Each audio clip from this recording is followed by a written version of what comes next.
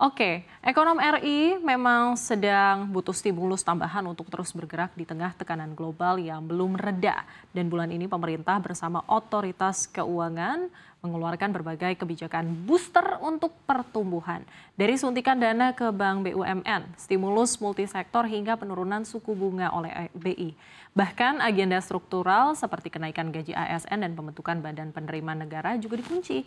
Dan berikut deretan vitamin baru yang diharapkan bisa menjaga nafas pertumbuhan ekonomi RI sampai akhir tahun 2025. Kita lihat apa aja. Oke, yang pertama, seperti yang kita tahu, pemerintah itu resmi menempatkan dana hingga 200 triliun rupiah ke 5 bank BUMN. Dana ini dipindahkan dari BI ke Mandiri, ke BRI, BNI, BTN, dan juga BSI. Tujuannya satu, yaitu agar bank-bank ini punya likuiditas lebih dan juga berani menurunkan bunga kredit maupun deposito. Dan menurut Menteri Keuangan Purbaya Yudi Sadewa, dana tambahan ini akan turunkan cost of money, memicu perang suku bunga di antara bank. Dan juga akhirnya mendorong penyaluran kredit ke sektor ekonomi real. Artinya ini lebih mudah begitu ya bagi masyarakat dan juga pelaku usaha untuk dapat akses pembiayaan dari usaha kecil, industri sampai proyek prioritas pemerintah. Nah, dana ditaruh dalam bentuk deposito on call dengan suku bunga ini ada 80% BI rate dan dipastikan tidak boleh dipakai untuk membeli SBN. Nah, masing-masing bank itu dapat jatah untuk Mandiri, BRI, dan BNI ini sekitar 55 triliun rupiah dan ada 25 triliun rupiah juga ini untuk Bank BTN begitu ya. Dan juga 10 triliun ini untuk BSI. Gitu. Nah, bank penerima ini wajib lapor ya tentunya ke Kemenkeu itu setiap bulannya dan harus menyalurkan ke sektor produktif sesuai program unggulan pemerintah tentunya. Dan ini bisa jadi suntikan segar bagi ekonomi yang sedang membutuhkan vitamin. Karena saat dana mengalir, ekonomi ini juga berputar. Oke, selanjutnya. Ternyata nggak cukup hanya dengan mengalirkan dana ke bank, pemerintah juga resmi meluncurkan 8 program stimulus baru dengan total dana 16,23 triliun rupiah. Dan menurut Menkeu Purbaya Yudi Sadewa, stimulus ini dirancang agar ekonomi nasional tetap bergerak di sisa tahun 2025 tanpa memperlebar defisit APBN. Dan fokus utamanya adalah mengoptimalkan sisa anggaran yang belum terpakai dalam 3 bulan terakhir. Daripada mengendap, lebih baik digerakkan untuk mendorong daya beli dan penyerapan lapangan kerja. Nah, dari total stimulus, program yang menggandeng anggaran terbesar adalah bantuan pangan beras 10 kg selama Oktober hingga November. Ini sebesar 7 triliun rupiah begitu ya. Dan selain itu pemerintah juga menyentuh sektor lain dari magang fresh graduate, diskon iuran jaminan kecelakaan kerja dan jaminan kematian bagi BPU, transportasi online, program manfaat layanan tambahan, perumahan penerima BPJS Ketenagakerjaan hingga program padat karya tunai di Kementerian PU dan juga Perhubungan.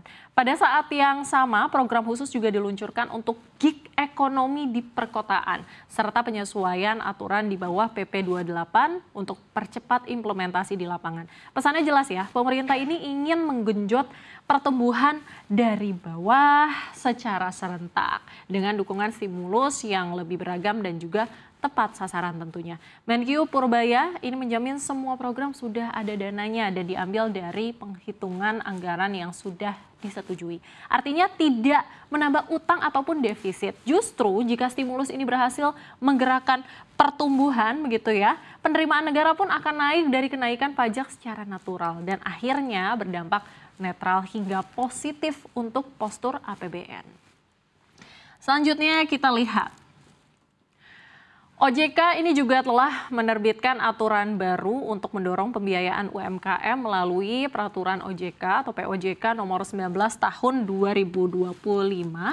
Dan di sini OJK ingin mempermudah akses UMKM terhadap kredit perbankan dan lembaga keuangan non-bank. Jadi fokusnya adalah membuka akses pembiayaan yang mudah, cepat, murah, dan juga inklusif, mulai dari usaha mikro, ultramikro, sampai usaha menengah yang membutuhkan layanan lebih kompleks. Dengan aturan ini, bank dan LKNB didorong untuk menyederhanakan syarat kredit, memberikan skema pembiayaan sesuai usaha, menyederhanakan proses bisnis hingga menggunakan pemeringkat kredit alternatif. Dan menurut Kepala Eksekutif Pengawas Perbankan OJK, Diana Rey, ini merupakan implementasi UU Penguatan Sektor Keuangan atau UU P2SK yang sudah dikonsultasikan dengan DPR. Nah, langkah ini diperlukan mengingat kredit UMKM hanya tumbuh sebesar 1,82% hingga Juli 2025, lebih lambat dibandingkan kredit korporasi yang tumbuh 9,59%. Aturan ini juga memastikan tata kelola yang sehat dengan kewajiban setiap bank dan LKNB untuk menyusun rencana penyaluran kredit UMKM dan melaporkannya ke OJK secara berkala. Tidak hanya itu, POJK ini juga mendorong pemanfaatan teknologi informasi, menyediakan insentif bagi bank yang aktif salurkan kredit UMKM, dan memberikan perlindungan konsumen serta peningkatan literasi keuangan bagi pelaku usaha kecil. POJK ini mulai berlaku 2 bulan setelah diundangkan pada 2 September 2025 lalu. Ini berarti berlakunya 2 November ya 2025. Seluruh bank umum, BPR, dan juga lembaga keuangan non-bank konvensional maupun syariah. Selanjutnya kita lihat, ada apa lagi nih vitamin buat ekonomi RI. Nah, Bank Indonesia ini kembali memberikan stimulus ke perekonomian RI. Dalam rapat Dewan Gubernur terbaru, BI ini memutuskan untuk menurunkan suku bunga acuan BI rate sebesar 25 basis poin menjadi 4,75%. Tapi yang menarik, penurunan terbesar bukan di BI rate, melainkan di deposit facility rate yang turun, ya, ini dipangkas langsung sebesar 50 basis poin menjadi 3,75%. Jadi Gubernur BI Peri Warjio menjelaskan, jadi langkah ini diambil untuk mendorong pertumbuhan ekonomi lebih cepat di saat tekanan inflasi ini masih terkendali dalam target 2,5% plus minus 1%. Penurunan deposit facility ini memberikan pesan moneter yang sangat kuat, yaitu BI sengaja ingin mengurangi minat bank untuk menitipkan dana mereka di BI dan mendorong mereka untuk lebih banyak menyalurkan kredit ke masyarakat.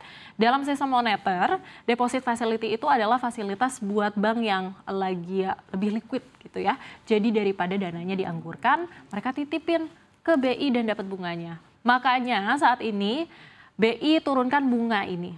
Itu artinya kayak jangan simpan di sini ya, salurin ke ekonomi gitu. Nah, langkah ini juga secara teknis akan menurunkan bahan baku suku bunga pasar termasuk bunga kredit dan deposito di masyarakat. Jadi singkatnya, ini sinyal dovish, sinyal pelonggaran. BI mau uang beredar, uang berputar supaya konsumsi dan juga investasi ini tumbuh begitu.